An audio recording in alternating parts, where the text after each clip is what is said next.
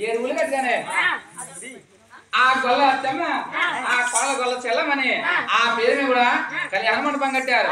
కళ్యాణ మండపం కట్టగానే ఎక్కడ డబ్బులు మిగిలితే ఆ నేతను కూడా కాశీ వెళ్ళి ఆ నూనెతో కూడా కొనుకొచ్చి ఆ కొండ పైన ఇచ్చిపెట్టేమన్నారు.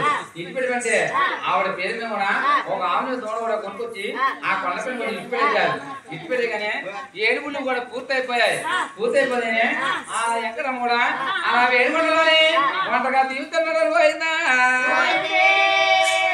అలా ఎప్పుడైతే ఎక్కడమ్మ కూడా ఏడుకొని వేడుగుళ్ళు కూడా ఎలా ఉన్నాయంటే